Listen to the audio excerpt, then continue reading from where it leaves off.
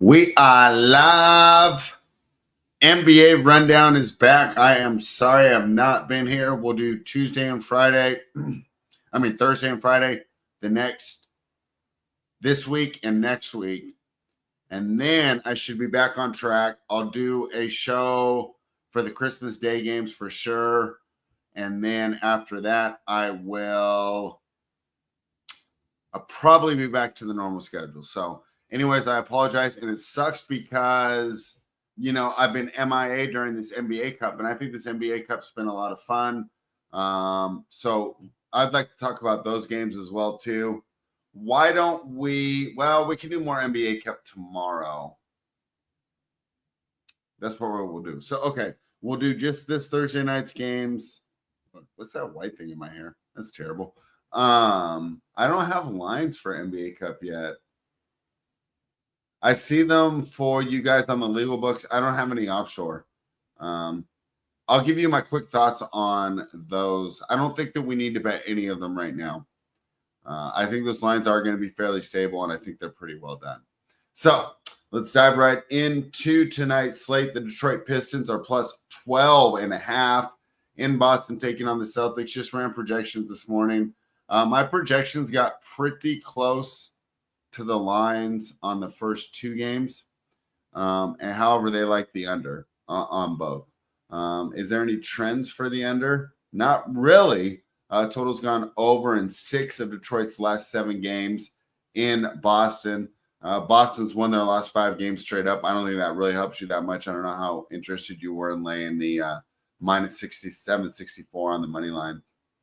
And then let's go ahead and look at some of these numbers for Boston. Boston has been a good team, of course, but they haven't been that good against the spread as of late. Let me pull up their most recent games here. And when we're looking at Boston against the spread, so most recently,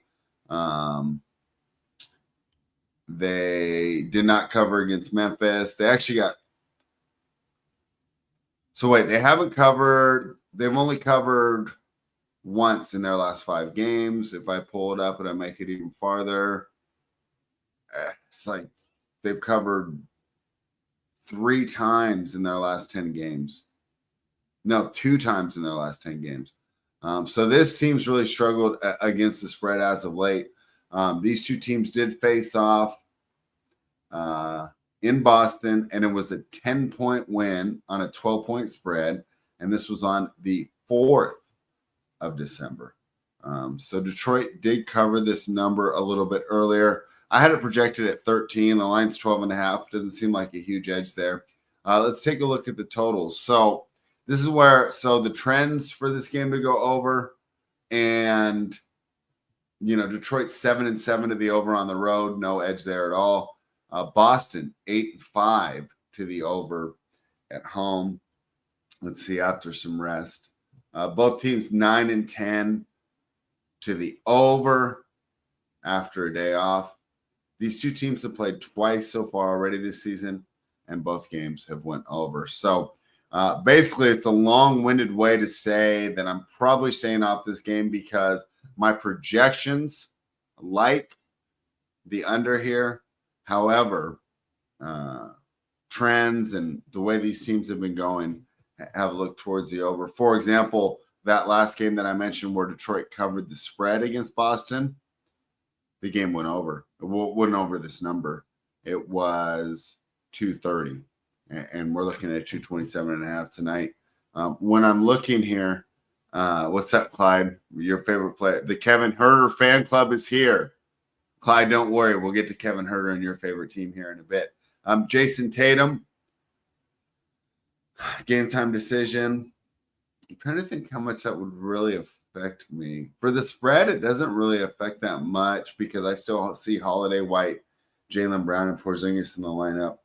However, I could see this actually making it more over. I know that doesn't make sense with Tatum being one of the best offensive players in the league, but he's also really good on defense too. Maybe the lack of depth, you get some more of these minutes of guys like Peyton Pritchard who don't necessarily defend that well. So, yeah,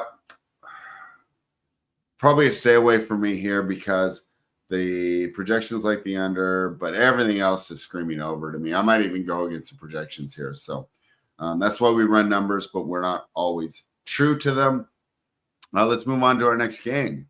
And a little more interested in this one here. Toronto Raptors are plus 10 in Miami, taking on the Heat. Total is 224.5. Clyde says, did I talk about the BS Rocket win? Game was more. Oh, yeah, I'll give you my thoughts on it real quick, Clyde. So I do think it was a bad call. However, God, my hair looks terrible. And that wasn't the reason the Warriors lost that game. Curry shouldn't have thrown up the shot so early in the possession earlier. I understand he thought he had a good look, and I do hate running it down to get a bad look, but that was too early, as well as they had 3 possessions before that to close out the game. They were up 7 or 9 with a couple minutes to go. Anyways, that wasn't the reason they lost. I did think it was a bad call, but it was not the reason. And they weren't going to correct it either because technically by the rule, it was a foul. It's just something that they don't call very often. So, yeah, that was about it. Pods should be traded. I mean, for who? If I'm the Warriors, I hope they get Jimmy Butler and not LeBron James. But I don't know if either of those players will help. They're both so old. All right. Well, let's move on to tonight's game, Clyde. The Toronto Raptors are plus 10 in Miami, taking on the Heat. Total 224.5. Now, my normal rule, it was just fade Miami when they're laying 5 or more. However, trends are going good for both these teams, okay? So Toronto's 4-1 against the spread in their last 5 games. Miami's 6-1 against the spread in their last 7 at home. So both teams are trending as teams that we want to be backing. Look at their recent results. Total's gone over in 5 of Toronto's last 6 games when playing on the road against Miami. So originally looking at this line, I'm just thinking, okay, I'm all in on Toronto here, right? Miami laying more than 5. I usually want to bet the opposing team. Plus, Toronto's been a wagon against the spread as of late. Jimmy Butler's a game-time decision. I mean, what else is new? I'm worried about Scotty Barnes being out, but I'm looking at this lineup, and actually, I don't think it's that bad. So we're going to get Davion Mitchell and Grady Dick. Good mix of offense and defense there in the backcourt. RJ Barrett, who is a scoring machine.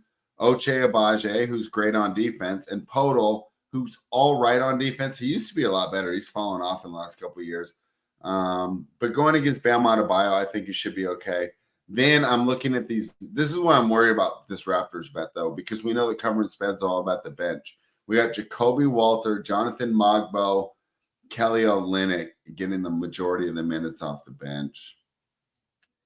I'm really worried we're going to get smoked here in these bench minutes. But I do like the Raptors, and I do like the over, even though, once again, no, my projections got this over too. Yeah, I think I'm going to take the Raptors plus 10 and the over in this game. That's the way I'm looking at it. Anything else here for this game? Let me pull up some other recent stats about these two teams. RJ Barrett scored 37 against the Heat when the Raptors were at home, but he hasn't been the same player on the road. On the road, he's averaging only 19.4 points per game, and his shooting drops to 39.7%. That's something to keep in mind here before I pull the trigger on the Raptors. The Heat are much better on defense at home. All right. What else do we got here? They split at home and home. They played twice this year, but the Heat didn't cover either game. The Raptors 9-3 against the spread in their last 12. So Raptors are also 9-6 against the spread when they're a dog of 8 or more points. They're 11-4 against the spread after they're rested. 17-8 against the spread overall. Yeah, I think I'm just going to keep riding this Toronto trend. 17-8 against the spread. The Heat are 11-10. The Heat are 6-5 at home, although they started out really bad. I'm talking about against the spread. They started out really bad. So if you were to sort this, it says 6-5 for the season. But like I said, 6 of their last 7 they've covered. So they're trending upwards at home. When we're looking at the over, opposite trends here. Raptors are 4 overs, 8 unders on the road. Miami 7 overs, 4 unders at home. Miami also 12-6 to the over after a day off. Yeah, we're going to go Raptors and the over here. All right, let me check the chat again. What did the Heat do on December 4th? That's the day they lost to Toronto, right? No, let's see. Miami on December 4th. Oh, they beat the Lakers by 31. What a great comment, Clyde. I'd love to have you in the chat today.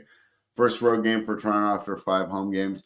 First road game is usually an interesting spot. I like to back the road team there. So the longer the road trip goes, the more I want to fade them. First road team is good. 4th game home game in a row for Miami. This is a good point. Well-rested team. So, all right. Well, I like the Raptors and I like the over. So plus 10 over 224.5. Final game. My Sacramento Kings, the home of the greatest shooting guard in the NBA, Clyde. Kevin Huerter takes the floor for the Sacramento Kings, laying 7.5 against the New Orleans Pelicans. So just looking at these teams, like off just my brain, Pelicans are past, dude. Kings cannot play well against the Pelicans. They always beat us. It just doesn't matter. They're 5-0 against the spread in their last 5 against us. 5-0 against the spread in their last 5 against us. Total's gone under in 5 of our last 6 games playing them. However, using my brain and, just going on top of my head, a lot of those games were in the 240s. It's only 231 tonight. So I think the books adjusted correctly. Although I still do have an under here. I have this at 225. I think this might be another game where I take the points. Oh, I took the points in the over last game. I'm going to take the points in the under in this game. Let's look at its injury report, though. Here's a couple names on here I don't like. So the Pelicans will be starting DeJounte Murray, CJ McCollum. Not very good defensively. That could be problems. Although it's not like De'Aaron Fox and Malik Monk or some stoppers either. What I really like the Pelicans here is they get to start Trey Murphy and Herbert Jones, both excellent defenders, and Vez Misi, who's actually doing a pretty good job. Here's what I hate to see, though. Alvarado and Jordan Hawkins both being out. Those provide a lot of defense and could really help us with this under here. Also, another worry about the under is the Kings' recent result. So my projections are based off full season. However, if I were to skew the last 5 a little more, it would tell me to go over because the Kings have put up 140. No. What do you mean? Sack can't play sack. Anyways, they put up 140 in their last 2 games. My little CBS thing is messing up on me. I don't know if I can take the under here. The Pelicans have gone over their last 4 games. The Kings have gone over in 4 of their last 5. Yeah, we're not going to play the under in this game. To the season, Kings are 14-11 to the over, 6-6 on the road. Pelicans have 13 games go over, 12 games go under, 7-5 at home. But like I said, if you say, okay, they're 13-12 to the over, but let's just sort this by last 5. Well, now they're 80% to the over. So this is where you got to kind of use your brain because I don't want to change my projections too much. The full season does matter, but just I got to know that if I were to just go in there and mess with the weights anymore and pop up the last 5, it would definitely tell me to go over here.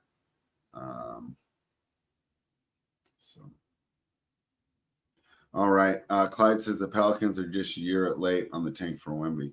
Bro, Cooper Flagg's going to be a stud. I don't think this is a bad year at all to be in the top 5. There's a lot of good players. All right, guys. So quick show by myself, but you're getting the information you need. I hope this is what you wanted. long story short, I'll be back a little later tomorrow, and we'll have more games, so the show will be a little longer. But here's the way I'm looking at this one. I would take the points in all 3 games. I don't know if I'm going to pull the trigger on the Pistons.